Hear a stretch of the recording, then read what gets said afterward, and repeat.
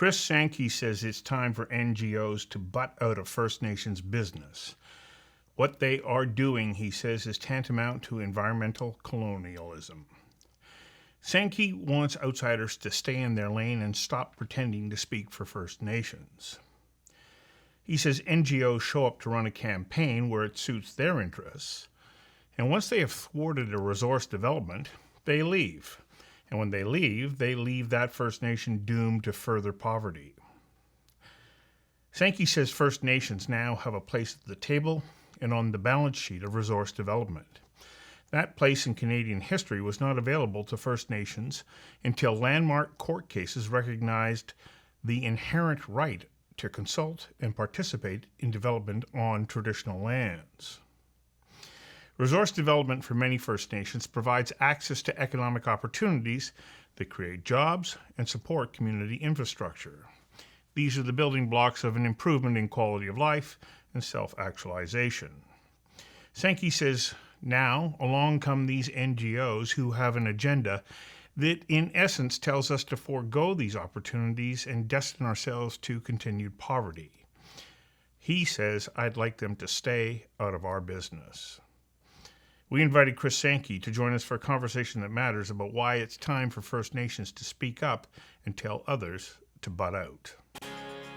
Conversations That Matter is a partner program of the Centre for Dialogue at Simon Fraser University. The production of this program is made possible thanks to the following and viewers like you. Please become a patron at conversationsthatmatter.tv. Chris Sankey, welcome. Thank you for having me. Well, I'm keen to get your perspective on where we're at in our relations between First Nations and the rest of Canada.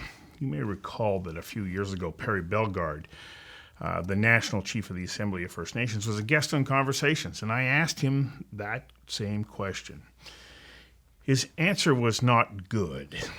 He said, when you look at the Quality of Life Index according to the United Nations, off reserve in Canada, the standard of living was 6th in the world. On reserve, it was 63rd. He said 6th versus 63rd. The gap is enormous. From your perspective, has anything changed? Is life on reserves in Canada improving? And if not, what is the path forward that will allow us to close this gap? It's a good question. I don't think we're not where we need to be right now. No.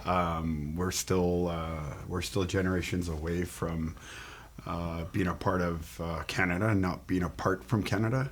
I think Mr. Bellegarde is right. I left the community because I wanted opportunity for myself, and in return, if I was to have a family, which I now do, I wanted an opportunity for my family in the condition and the unfortunate situations that the communities are in. They just don't have the revenues or the opportunity in the community.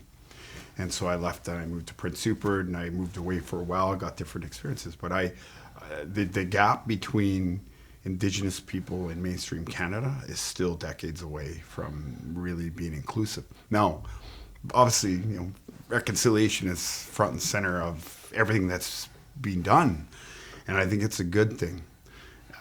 But what I find frustrating is that we are here now, the greatest opportunity I've ever seen Indigenous people be in, I feel like we're landlocked with these environmental groups. I feel that there's an opportunity now to move forward more than ever before. Okay, let's define that opportunity. Economic development. Through resource development? Yeah, resource development, through sustainable development, the energy sector, transportation, whether it's sea, land, or rail, oil, gas, hydrogen, all these initiatives that are coming up. People get me wrong. I am for green initiatives.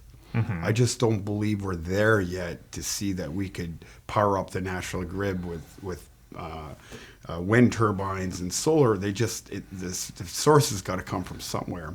And further to that, BC Hydro's got to play ball in order for that to make sense. I think it's between 40 to 50 gigawatts in order to make a go of it.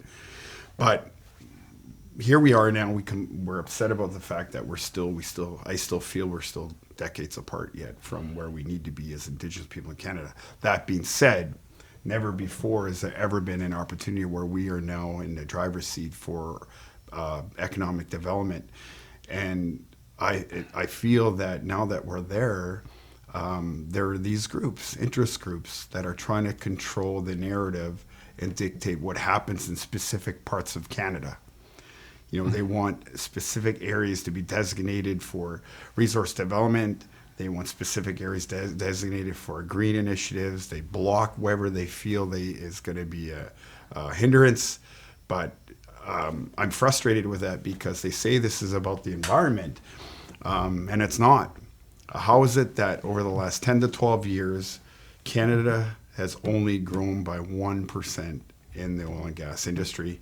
When you look at Russia, China, United States, they grew by 51%.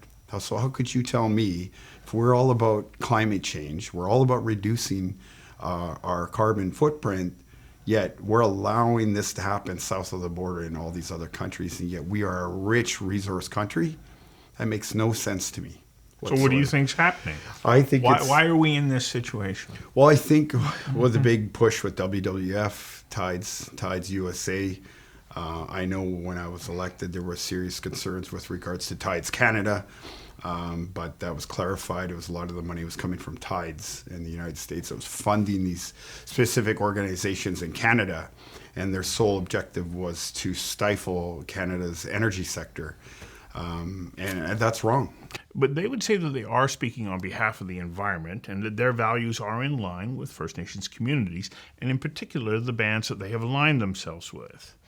That they actually say, no, we're in harmony. But you say that isn't the case. No. First of all, one, they don't speak for the Indigenous communities. They don't speak for the leaders. They don't speak for our people, us.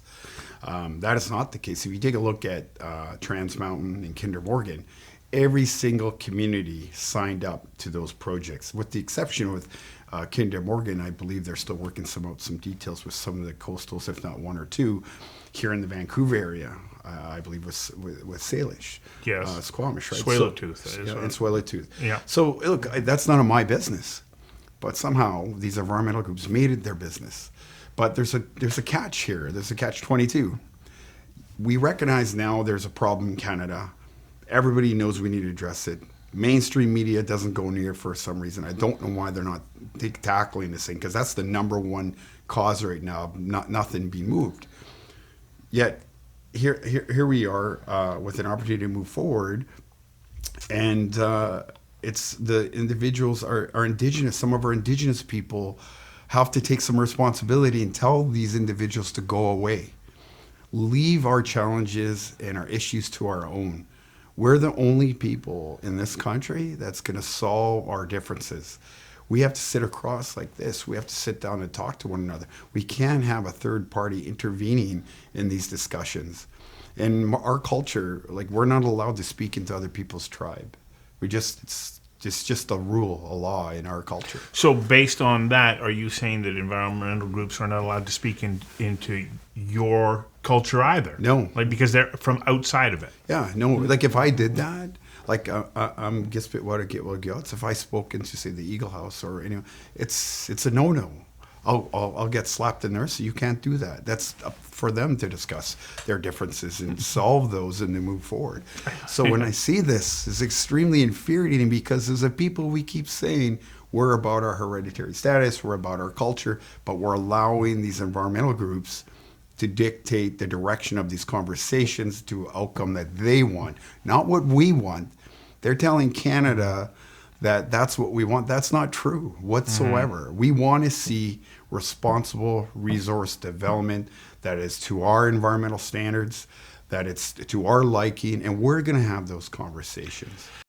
So, in some of your online postings, which I find fascinating, you don't hold back. You don't pull any punches. You basically equate the actions and words of NGOs as a form of hijacking. You make the point of calling their actions colonialism, saying that what they're doing is at the expense of First Nations' long-term interests.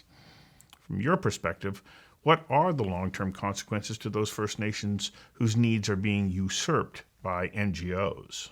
You've taken our voice. I mean, how could you say that you're there for Indigenous people when you're latching on to a small faction of people and portray that you're speaking for all of us, when the majority of us are telling Canada, the media, the government, that is absolutely not true. That is not what's happening. I could tell. I would never speak for any of our Indigenous leaders. I would never make a call on that. But I can tell you right now, not one of those leaders would agree to anybody speaking for them, let alone the environmentalists. It's stealing our voices. It's taking away our opportunity to really hear the grassroots people. So when an NGO is successful at halting resource development and the organization then moves on, we can argue that the environment is a benefactor, but who's paying the price for that? Our people. And what does that price look like? What is the cost? No jobs, loss of opportunity, loss of contracting opportunity, the revenues that can come to help with poverty, to help with infrastructure, to help with healthcare, to help with education, to help our elders. They're taking that away from us, and they're trying to claim they're there to help us. So I think one of the things that is very important for anyone who's never been to an impoverished First Nation is to know that until you have been there, you have no idea what life is like for the people who live there. It's easy to look to Osoyoos and say, well, look, the Osoyoos Indian Band is doing great. Just follow their example, as if it's that easy. And yes, Chief Clarence Louie and Council have done a great job of bringing economic activity into the area. And that increase in activity has led to the creation of jobs, all of which provides funding for social programs and community infrastructure. The reality for the Osoyoos is that when opportunities finally became available, the band was allowed to pursue them. No one was telling them they shouldn't invite wineries or prisons into the area. Look, it's hard. I don't like to compete. I don't like to compare communities with other communities because there are some communities that are situated in an ideal spot. There are some, though. That's right. So Osoyoos has been lucky by geography. Yeah. However, go to First Nations that are off of Highway 16 that up until now had limited or no access to economic opportunity. For some, the unemployment rate is 65% and the quality of life is horrific, and that's an understatement. Those communities were moved to these remote communities, by the government back in the day, and therefore have left with nothing. Right. So when you have projects, such as LNG Canada, CGL, or Kinder Morgan, and there's an opportunity to bring those communities along, to share revenue with them because they don't have those opportunities that you speak of, that's the right thing to do. But you have these environmental groups blocking that.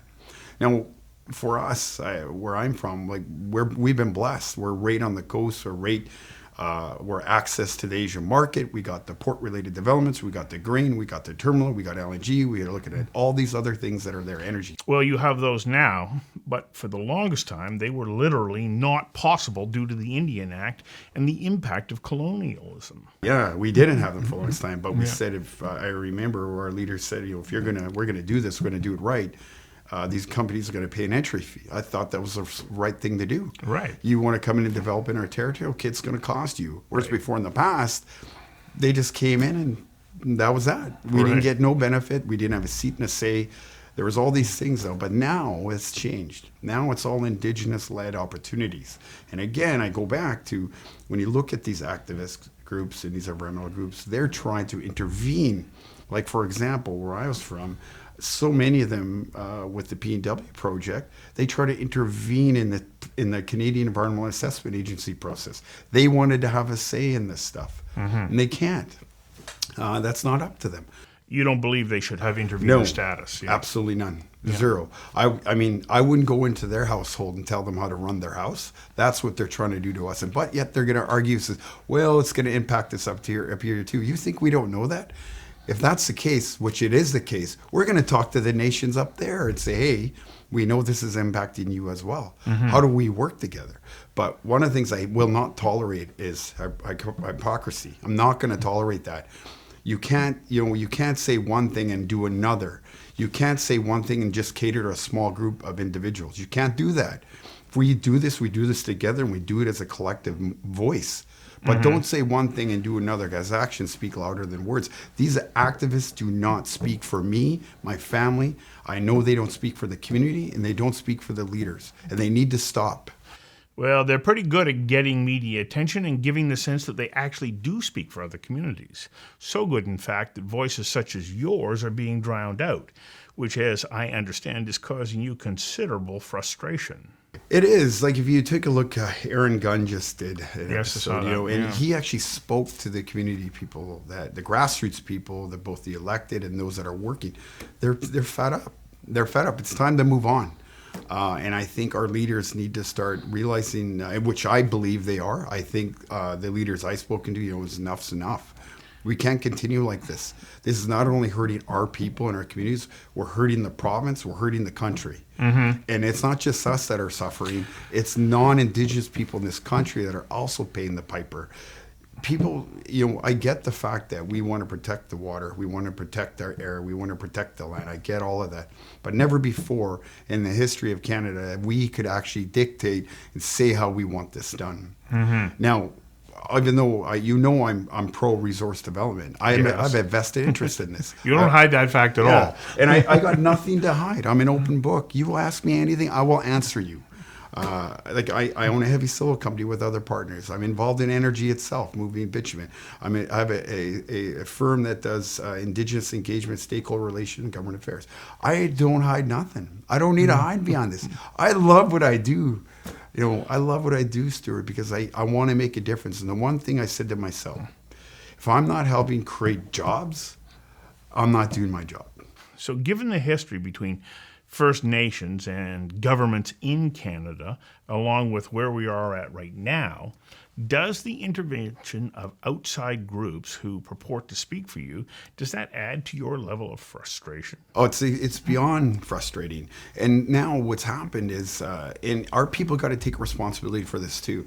They start talking hereditary, which I don't disagree with. I Right. believe hereditary system has to play a role in what we're trying to do. I was viewed our hereditary like a Senate, that that they're another governing body, so that when elected body gets together, they talk about these issues or opportunities, they could run this say by the Senate of things they want to look at passing.